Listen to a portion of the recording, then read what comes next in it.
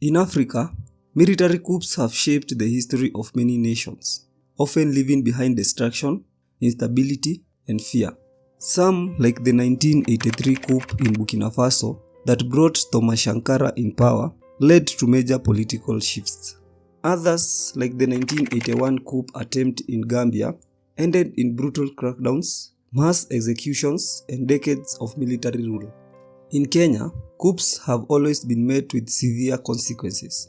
The government has never tolerated attempts to overthrow leadership, and those who have tried have faced death, imprisonment, or even exile. The law is always clear.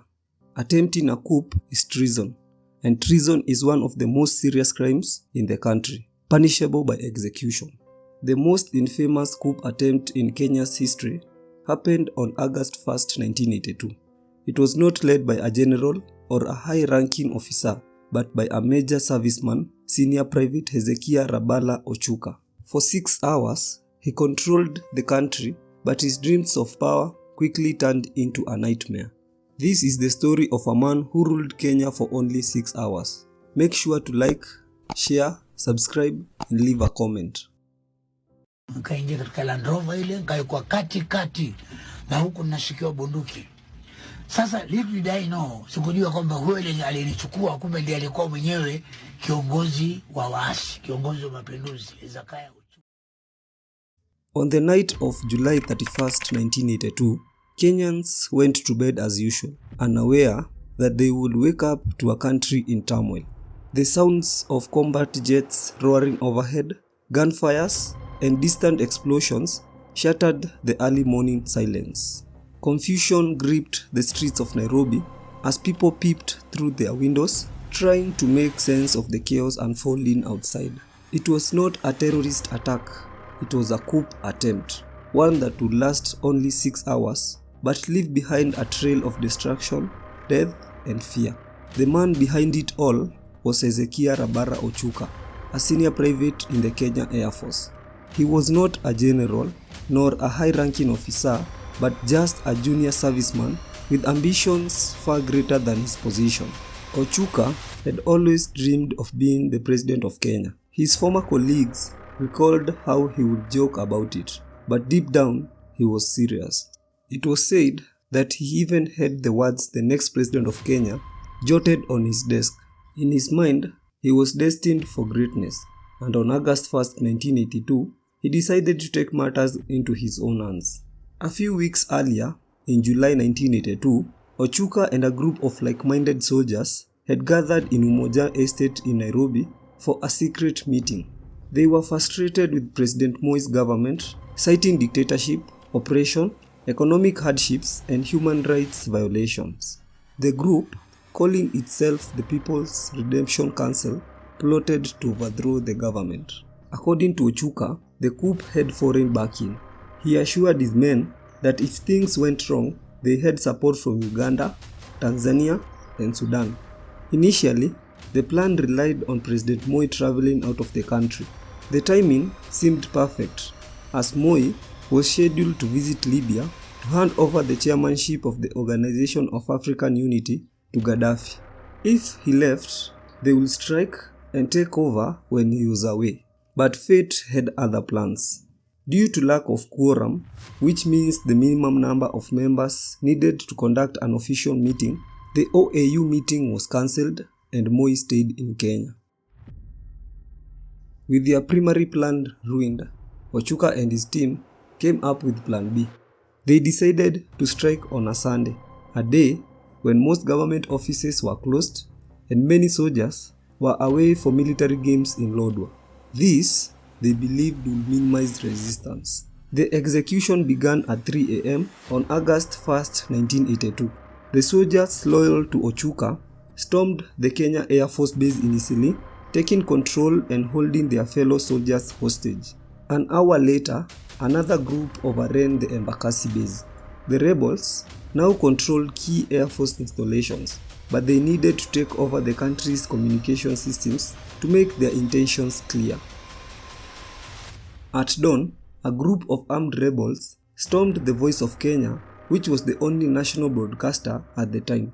Inside, Veteran broadcaster Leonard Botella was preparing for his morning news bulletin when he suddenly found himself staring down the barrel of a gun. Nikaingia katika Land Rover ile, nikaikuwa kati na huku nashikiwa bunduki. Sasa little did I know, sikujua kwamba huyo alinichukua kumbe ndiye alikuwa mwenyewe kiongozi wa waasi, kiongozi wa mapinduzi. The soldiers, visibly tense and agitated, ordered him to read a prepared statement.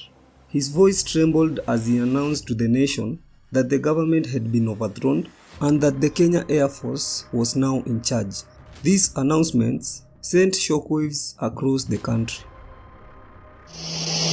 This is the voice of Kenya, Nairobi. Time now is 12 minutes past 6. You are hereby informed that everybody is requested to stay at home. There should be no movement in town. The government has now been taken over by the military until further notice. There should be no movement of persons or vehicles from one place to another. The police should now assume the role of civilian until further notice.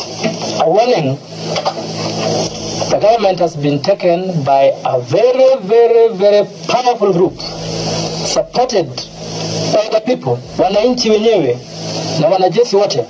Kwa hivyo, wherever you are, cooperate or you blame yourself. With communication under their control, the rebels hit the street of Nairobi, enforcing a curfew. Heavily armored soldiers patrolled major roads, blocking movement in and out of the city. But as time passed, discipline began to erode. Soldiers, many of whom had been drinking heavily, started looting shops, breaking into banks and terrorizing civilians. Businesses were ransacked, cars were set on fire, and gunfire echoed through the streets. It was total chaos. Meanwhile, Ochuka had bigger plans. He ordered Air Force pilots to bomb 3 key locations.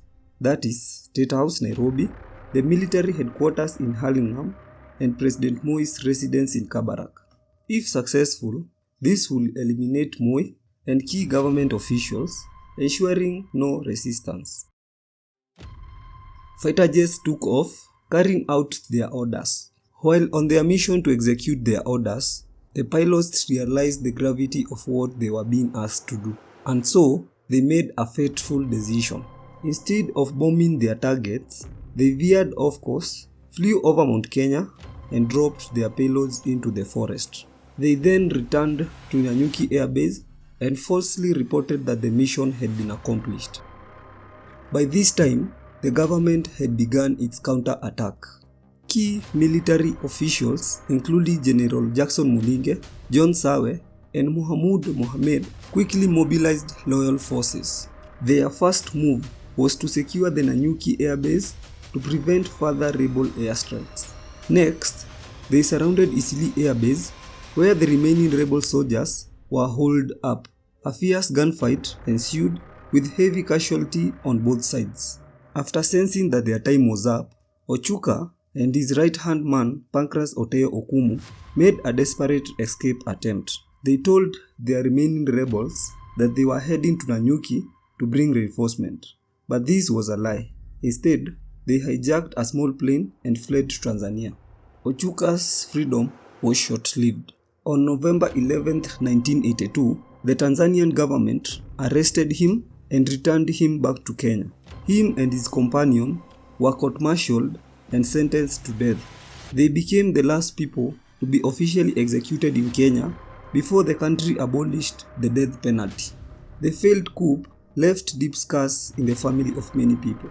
Over 100 soldiers and more than 200 civilians lost their lives. Also, millions of shillings were lost in damages. The coup attempt also changed Kenya's military forever.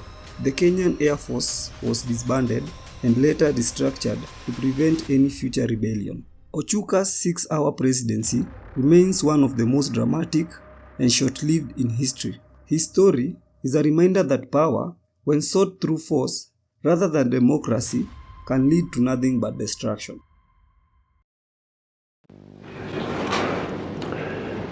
Mimi nikiwa amiri jeshi la jeshi ya majeshi yetu ya Kenya, nataka niseme kwamba yale yaliyotokea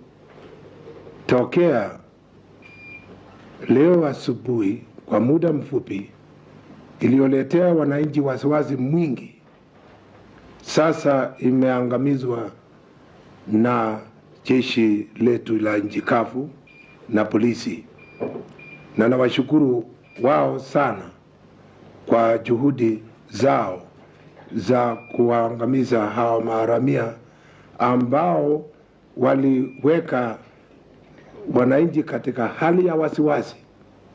Nataka niseme kwamba mambo kama haya ambayo yalitukia ni watu au wanajeshi la angani ambao walijichukulia madaraka ya kuharibu yale yote tunayotaka kufanya.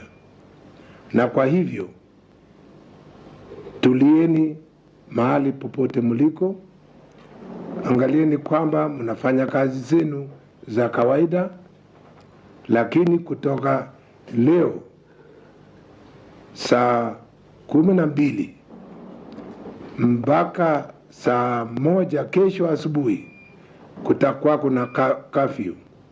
Yaani hakuna mtu ambaye anatembea katika mji wa Nairobi